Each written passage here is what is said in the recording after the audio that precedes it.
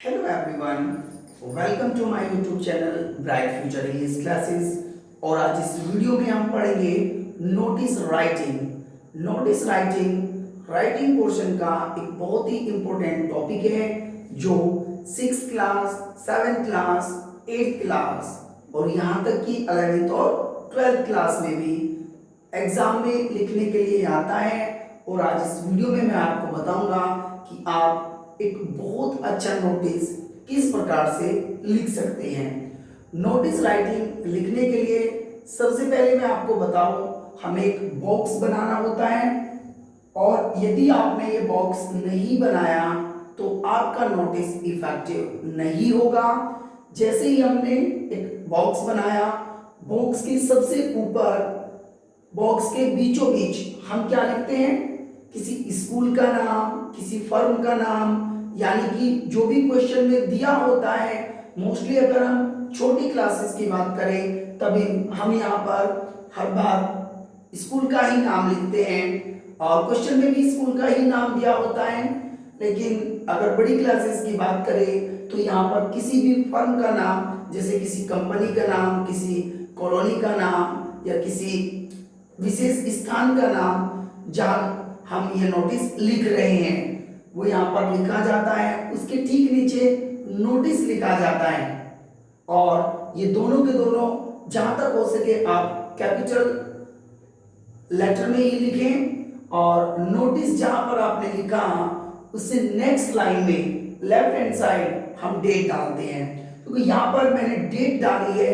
लेकिन जब आप नोटिस लिखेंगे आपको डेट नहीं डालनी, सीधा आपको डेट लिखनी है और फिर वो लाइन जिसमें हमने डेट लिखा है उसको छोड़ दीजिए और उस नेक्स्ट लाइन में जहां पर हमने नोटिस लिखा था ठीक उसी के नीचे जो सब्जेक्ट होता है, मैंने यहाँ पर सब्जेक्ट लिखा है।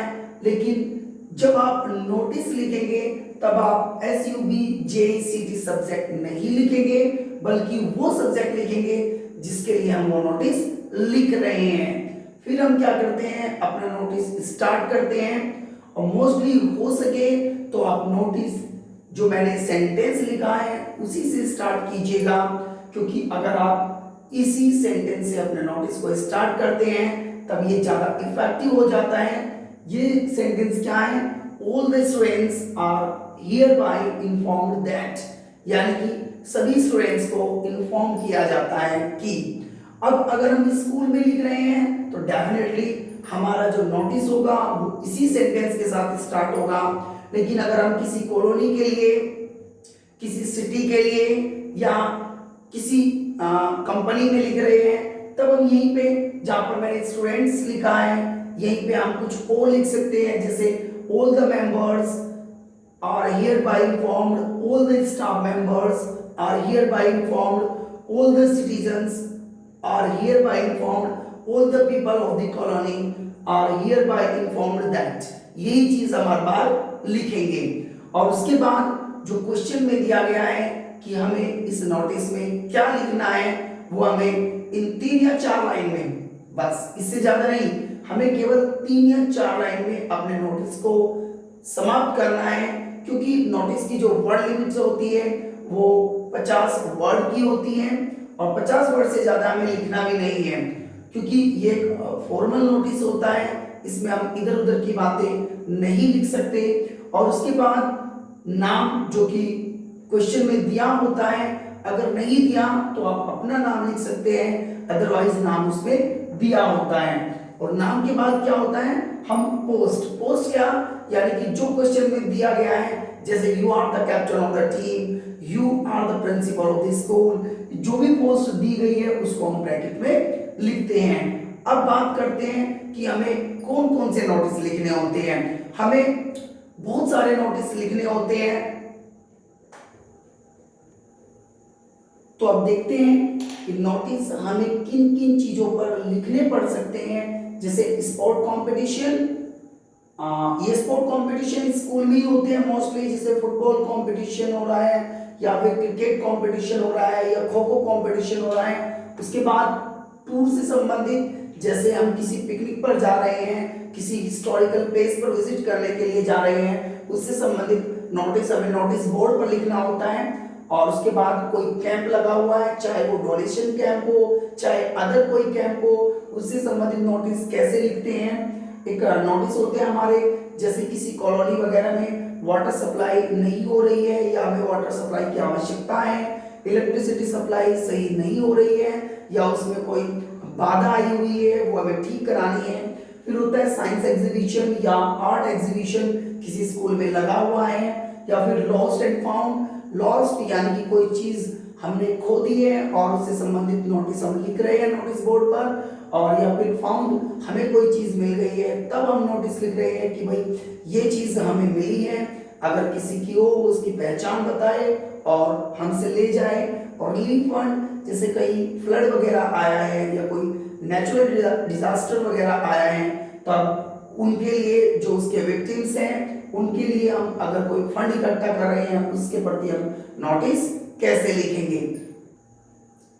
फॉर एग्जाम्पल, जैसे हमें कोई फुटबॉल कंपटीशन हमारे स्कूल में होना है और उससे संबंधित नोटिस हमें नोटिस बोर्ड पर लिखना है कि वो फुटबॉल कंपटीशन कब होगा, कौन कौन उसके लिए इनवाइटेड है, तो उसे हम कैसे लिखेंगे। सबसे पहले हम क्या करेंगे, जो क्वेश्चन में होगा हमारे पास स्कूल का नाम, यहाँ पर मैंने एबीसी स्कूल दिल्ली लिख दिया है, लेकिन जो स्कूल जहाँ का है, जो नाम उसमें क्वेश्चन में दिया हुआ है वो आप यहाँ पर लिख सकते हैं। और उसके बाद जैसे कि मैंने पहले बताया था आपको, इसके ठीक नीचे नोटिस आएगा और नेक्स्ट लाइन में लेफ्ट हैंड साइड हम डेट डालेंगे और ये हमारी फॉर्मल डेट होती है, जैसे 20 जुलाई, फिर कोमा आएगा, 20XX लिखेंगे हम। और फिर हम सब्जेक्ट का नाम, सब्जेक्ट इसमें क्या है, फुटबॉल कंपटीशन, जो कि स्कूल में होना है। और हम इसे स्टार्ट कैसे करेंगे, अब देखिए, all the students are hereby informed that an inter-school football competition is going to be held in our school from 16 August to 20 August. The students of class 6 to 12 are invited to a meeting to discuss about the competition. For further details, please contact the undersigned. ये sentence आप हर notice के last में लिख सकते हैं कि for further details please contact the undersigned. यदि आप कुछ जानकारी लेना चाहते हैं तो आप अंडरसाइंड यानी कि जो नाम यहाँ पर लिखा हुआ है, जो भी यहाँ पर पोस्ट डाली हुई है, आप उनसे भी इस बारे में कंसल्ट कर सकते हैं।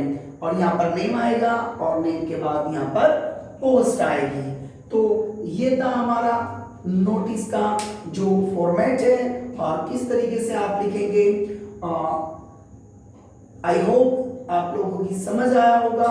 नेक्स्ट वीडियो में मैं और अलग तरीके के जो नोटिस होते हैं, जैसे कि मैंने पहले ही आपको बता दिया था कि किस किस तरह के नोटिस हमें लिखने होते हैं, उनका भी फॉर्मेट एज अ एग्जांपल मैं एक एक नोटिस का फॉर्मेट आपको लिखकर दिखाऊंगा और उसके बाद आप किसी भी नोटिस को प्रैक्टिस कर सकते हो, बना सकते हो। Thank you for watching video. Thanks a lot.